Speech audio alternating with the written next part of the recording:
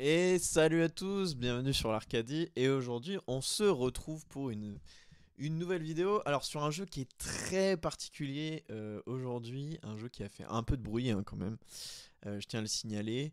Alors, c'est inspiré de Shoot 'em Up. Alors, si vous voyez pas ce que c'est un genre qui appartient aux jeux vidéo.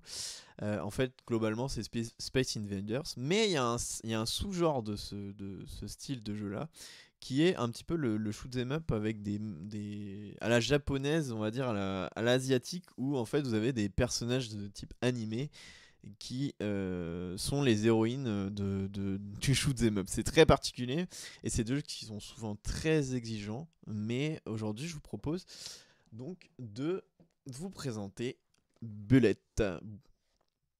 Voilà.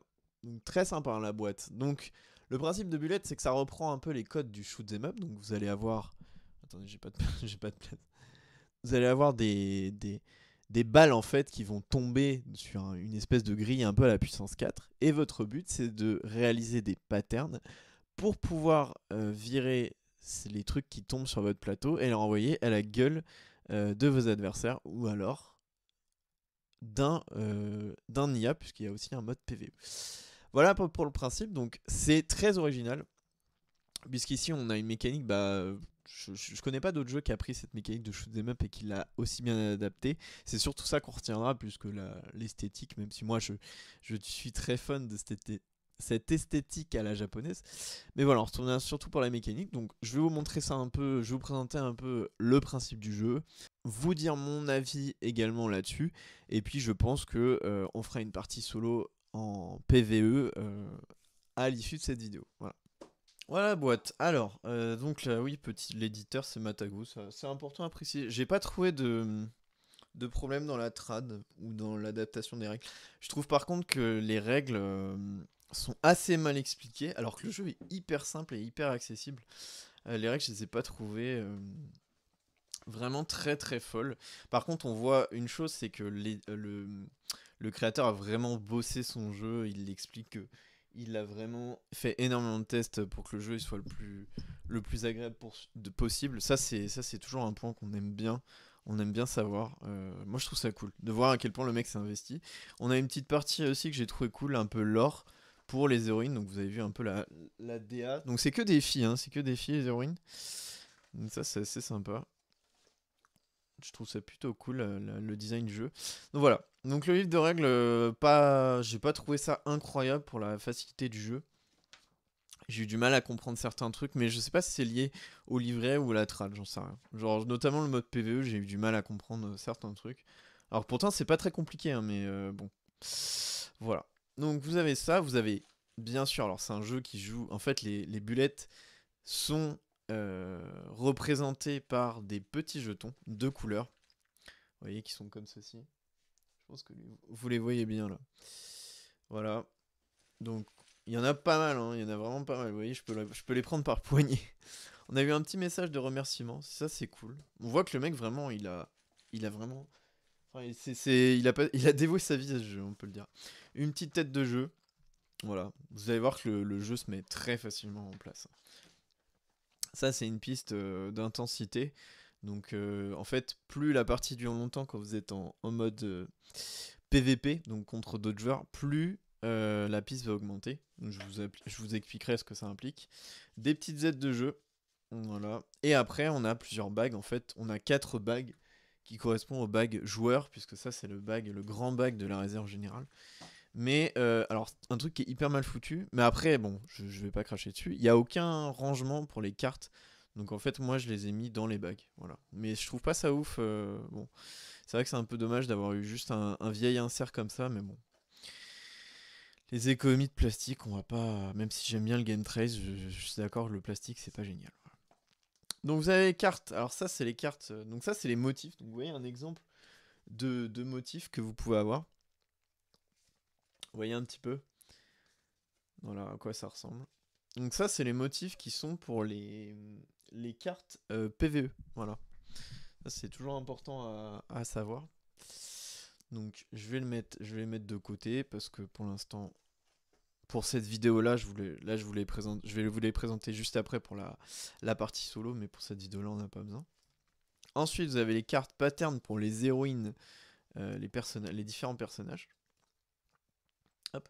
Donc voilà, qui sont toutes différentes. En fait, chaque héroïne a un fonctionnement qui est vraiment différent. Vous pouvez le reconnaître avec le dos des cartes. Donc ça, c'est très très cool aussi. Hop. Et il y en a pas mal, hein. Il y a 8 héroïnes du coup dans le jeu. Donc 8 façons de jouer au jeu. Ça, c'est cool aussi. On apprécie. Là-dedans, j'ai mis quoi? Là-dedans, on a d'autres jetons. Voilà. Jetons plus annexes. Et là-dedans, j'ai mis... Ah oui, les tuiles... Ça, c'est une mécanique que je vous expliquerai aussi, les bonus. Voilà. Et enfin, ce qui nous intéresse le plus, les plateaux joueurs. Et encore des aides de jeu qui se baladent. Voilà. Donc regardez un peu comment ça se présente. Oui, vous avez vraiment des très très beaux artworks. Voilà, des héroïnes. Dans leur version joueur, et ce qui est intéressant, c'est qu'en fait, quand vous les retournez, vous les avez dans leur version ennemi PvE. Voilà. Ça, c'est très très cool. Je trouve ça très très classe d'avoir mis ça comme ça, c'est très intelligent. Donc voilà, et du coup, avec ces plateaux joueurs, vous avez donc... Ça, c'est les plateaux qui sont à côté. Donc en fait, vous les mettez côte à côte. En fonction du perso, vous avez le nom du perso en bas à droite. Petite précision, les persos sont classés par difficulté. Donc les cœurs sont les persos qui sont les plus simples à jouer. Les étoiles sont plus difficiles à jouer. Mais par contre, au niveau de maîtrise, ça indique pas le niveau de maîtrise. Ça, c'est important. Et voici l'élément central. Donc ça, c'est les plateaux joueurs. Donc c'est là où vont tomber les petits jetons que vous avez vu, les bulettes. Donc... Par exemple, si un jeton ici, vous voyez un jeton qui est le chiffre 2, va tomber ici sur le plateau. Voilà. S'ils arrivent tout en bas, on verra que c'est un peu la Space Invaders, c'est qu'avec le temps, enfin, ils vont pas descendre d'eux-mêmes, mais le fait que vous n'ayez pas de place fait que les nouveaux jetons de la colonne que vous avez tiré, ça va descendre au fur et à mesure. Et si ça tombe ici, ça arrive direct dans vos points de vie. Donc le but, c'est de réaliser des patterns quand ils sont là, parce qu'une fois qu'ils sont là, c'est trop tard. Voilà pour le matériel, donc vous avez vu, c'est un matériel qui est... Bon, franchement, je crois qu'il coûte 35 €, c'est pas mal, hein. Franchement, c'est vraiment pas mal. Je crache pas du tout, parce que j'ai vu des jeux, notamment Escape the Dark Castle, j'en parle très récemment, où voilà, là, il y a quand même beaucoup de cartes, voilà, il y a des choses... il y a des grosses cartes également, il y a beaucoup de jetons, enfin voilà, ça se fout pas de votre gueule. À ce niveau-là, l'édition est quand même propre. Des bagues aussi, enfin bref. Voilà un petit peu pour la présentation. Je vais vous montrer un peu comment on met en place le jeu. Je vais faire un setup type PVP, puisque à la base, c'est quand même un jeu PVP. Hein. Donc la mise en place est assez rapide au final, parce que vous voyez, vous avez juste à prendre votre personnage, à le choisir. Hop, je vais mettre ça de côté. Vous mettez votre réserve joueur, et vous mettez le petit truc qu'on a vu tout à l'heure. Voilà, et ça donne votre plateau joueur, il ressemble à ça. C'est plutôt bien foutu d'avoir mis les éléments comme ça côte à côte, j'aime beaucoup. Donc voilà un peu votre élément de jeu, donc ça c'est le début de la partie. Vous prenez le deck qui correspond à votre personnage. Donc là, c'est Adélaïde. Alors c'est un de mes persos préférés, enfin c'est celui que j'ai le plus joué, notamment parce qu'elle est musicienne et moi la musique c'est un peu toute ma vie. Mais voilà, vous prenez son petit paquet de motifs, vous le mélangez. Hop, vous allez mettre de côté. Vous allez en prendre 3. Hop. Je pense que vous voyez quand même bien, même si c'est un peu le bordel avec ma présentation. Là. Hop, vous en prenez 3. Tac, comme ça. Et voilà. Et j'ai mes 3 patterns, donc qui sont ici. Ensuite, alors, ce qui est pas mal, c'est que vous pouvez mettre en place, quand vous connaissez le jeu, juste avec cette feuille-là. Vous n'avez même plus besoin d'ouvrir le livre de règles, parce que vous connaissez comment fonctionne le jeu. Donc déjà, charger la réserve centrale, donc là c'est déjà fait de base. Régler l'intensité, donc de base l'intensité elle est à 4, comme je vous avais dit. En fait, elle va augmenter à chaque tour pour rendre la partie plus difficile. On révèle des bonus. On mélange les bonus, on en retourne un par joueur. Donc ça, ce sera la fin du tour pour les bonus. Je vais pas les prendre là. On a pris notre plateau, on a pris nos motifs, on pioche nos projectiles. Donc là, on prend 10 jetons dans la réserve joueur. Je vais prendre ce bag qui est vide, hein. Je vais les mettre dedans. Et 10. Voilà. Là, j'ai mes 10 jetons. Donc la réserve générale, pour l'instant, vous la mettez de côté. Alors ensuite, qu'est-ce qui va se passer? En fait, c'est très simple. C'est qu'on va commencer à jouer. Et vous voyez, c'est assez simple au final, ça se met très vite en place. Chaque joueur prend son perso, prend ses petits trucs, ses petits patterns. Il en pioche 3 ou 4, dépendant du perso. Et voilà. Et maintenant, on va commencer à jouer. Donc pour jouer, c'est très simple. Vous piochez les jetons qui sont dans votre bague et vous les placez. Donc vous voyez, là j'ai pioché un 3 vert. Donc je descends, je fais 1, 2, 3, je le place là. Vous voyez un peu le principe. Je vais continuer à piocher. Donc là, j'ai un 4 rouge, donc je le pose ici. Etc. Etc.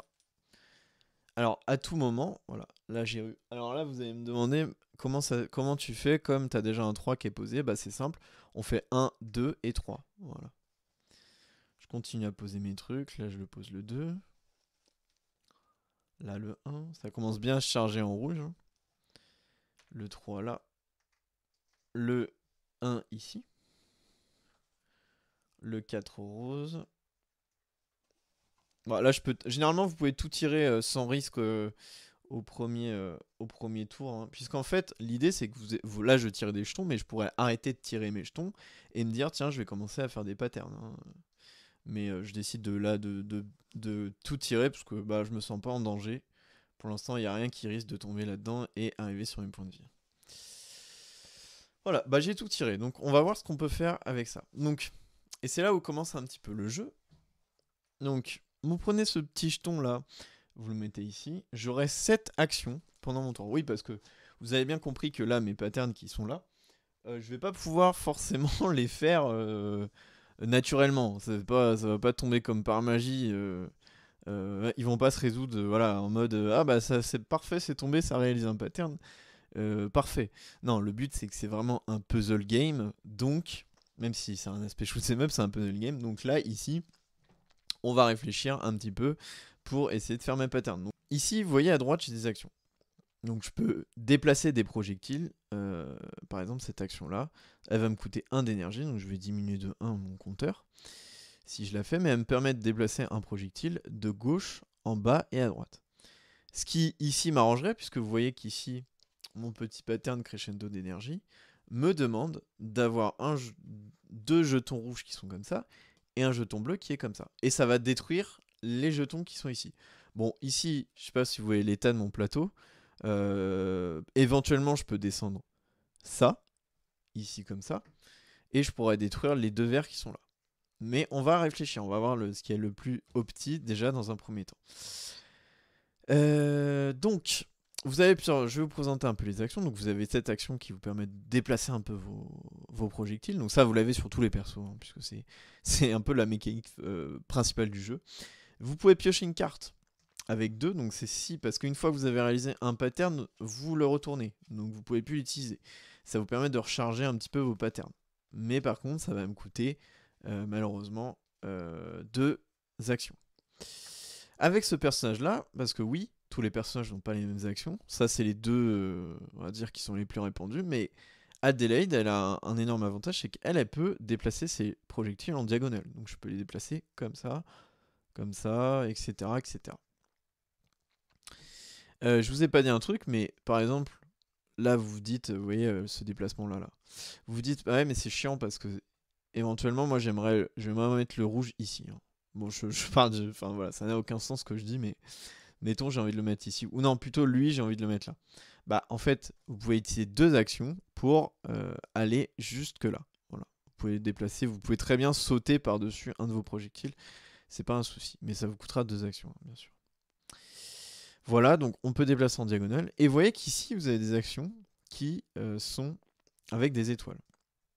Donc pour le coup, là, c'est un fonctionnement un peu différent. Puisque, en fait, comment ça se réalise? Ça se réalise pas avec des points en utilisant des points d'action, ça se réalise quand vous faites un pattern, par exemple, et que vous dégagez des bullets qui sont avec une petite étoile comme ça. Par exemple, si je décidais de faire, je sais pas, au hasard celui-là, Beethoven. Donc pour le faire, il faudrait que je fasse ça et il faudrait que je fasse ça. Donc ça me coûterait 2 actions. Ok.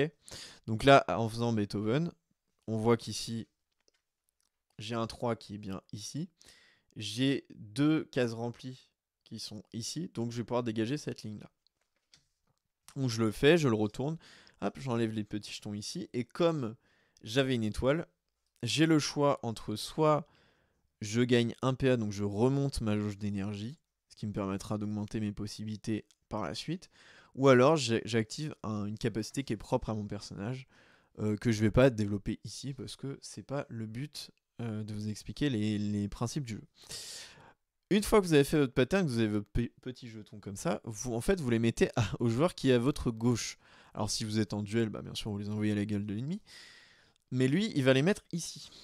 Vous voyez, vous allez lui mettre sur cet endroit-là. C'est-à-dire qu'il sait qu'au prochain tour, il aura ça à mettre dans son bag qu'il faudra qu'il pioche.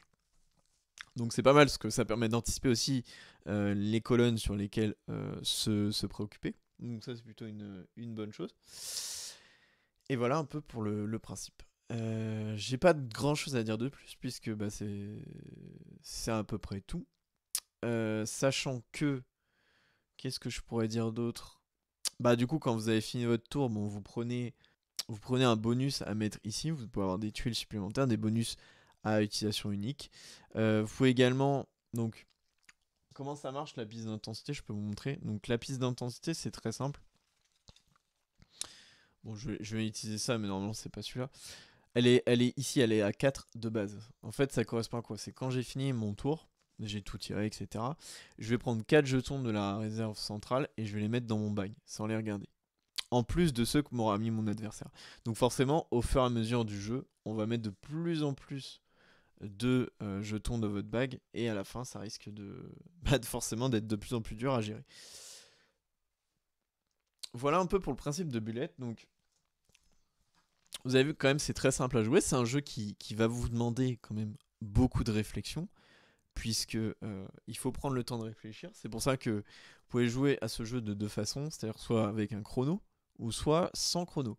Moi, je vous conseille sans chrono pour être tranquille, parce que c'est plus sympa de réfléchir, mais en même temps, le fait de jouer dans l'urgence fait qu'à la fin, vous aurez moins d'égalité, souvent, parce que quand vous prenez votre temps et que vous avez bien le temps de réfléchir, bah souvent la partie finit parce qu'il n'y a plus de jetons dans la réserve centrale, hein.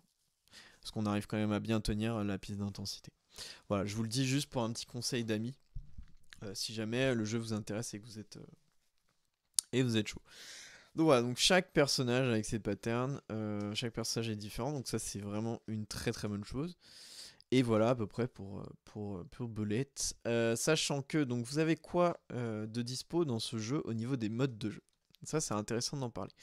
Vous avez donc un mode free for all, donc ça c'est très simple. Puisque bah, je vous dis, ça va à votre joueur de gauche en permanence. Donc pareil, vous prenez dans la gueule d'un autre joueur. Et au fur et à mesure, les joueurs qui meurent, bah forcément, ils récupèrent, ils font tourner les jetons. Ensuite, vous avez un contre-la-montre. Alors ça, c'est un peu un mode survie. Vous devez tenir le plus longtemps possible. Je sais pas comment ça marche, on va regarder. Ça, je m'en suis jamais. Voilà, score. Survivez le plus de tours possible. Il paraît que c'est pas mal si vous cherchez à apprendre à utiliser des héroïnes. Ensuite, vous avez un mode en équipe. Donc ça, moi, je l'ai testé. Enfin, le free for all, si, je l'ai testé, mais le mode en équipe, je l'ai testé. C'est pas mal parce qu'en fait, vous avez des tuiles. Je vais vous montrer. Vous avez des tuiles comme ça qui sont violettes, qui sont entre vous deux. Et en fait, vous pouvez utiliser vos énergies, par exemple vos actions que vous ne servez pas, par exemple ici, pour faire piocher votre partenaire, pour qu'il ait un motif. Ça, c'est plutôt cool, hein. Ça, franchement, c'est très très sympa. Et il y a d'autres bonus, il y en a 3 et tout le monde a les mêmes. Et du coup, voilà, un mode team que j'ai plutôt bien aimé au final. Et enfin, on est très content que le développeur ait pensé à ça. Un mode, bah, je vous dis, un mode PVE, donc où vous affrontez directement un IA. Et donc là, qui a un fonctionnement un peu particulier. Vous voyez, il a carrément encore tourne, on a aussi son plateau. Que j'aurai l'occasion de vous parler dans le mode dans la partie que je vais faire en solo, puisque bah, forcément, à part si vous faites du scoring, voilà. Moi, je vais vraiment me servir du PvE, je pense. Voilà, c'est à peu près tout pour Belette. Bon, écoutez, je vais faire un petit point sur ce que j'ai aimé, ce que j'ai pas aimé sur ce jeu. Voilà. Je pense que Belette, c'est un de ces rares jeux où quand j'y ai joué la première fois, je me suis dit, ah ouais, le mec il a bossé, mais il a bossé pendant tellement de temps pour arriver à faire ça, pour arriver à créer un équilibrage, un système de jeu. Le mec il avait une idée, il s'est dit je veux faire un shoot 'em up, absolument.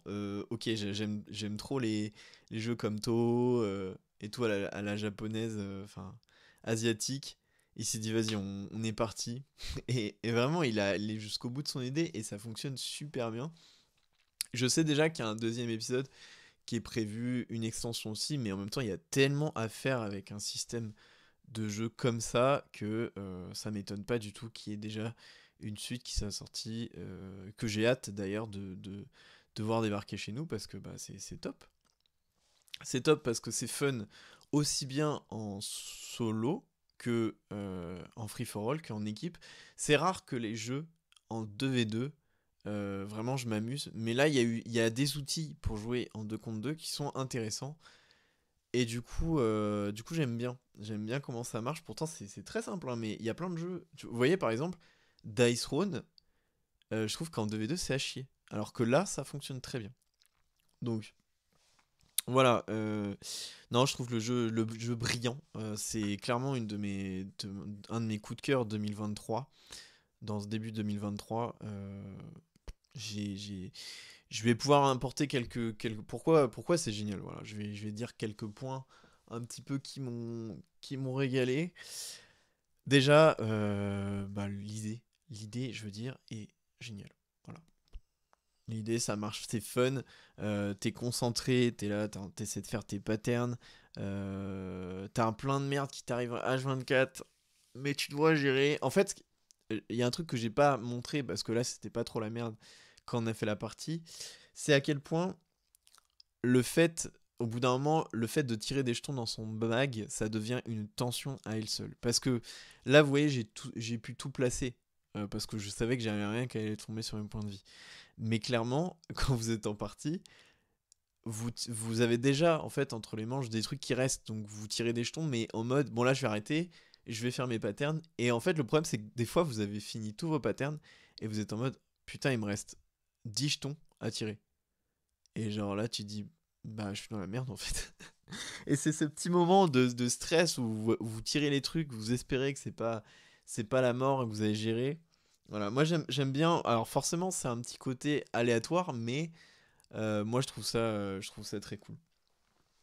Et parce que t'as une tension justement par le côté aléatoire, tu sais pas ce qui va tomber et du coup ça rend le jeu assez fun pour ça. Voilà. Donc sinon je trouve l'édition cool. Bon c'est dommage qu'il n'y a pas de rangement pour les cartes et tout, mais le matériel fourni est quand même conséquent. Il y a une bonne durée de vie parce qu'il y a plusieurs héroïnes qui ont vraiment des gameplays différents parce qu'elles ont pas du tout les mêmes patterns. Donc ça c'est cool. Il y a du challenge en PvE. Franchement, les premières parties que vous allez faire en PvE, c'est très compliqué.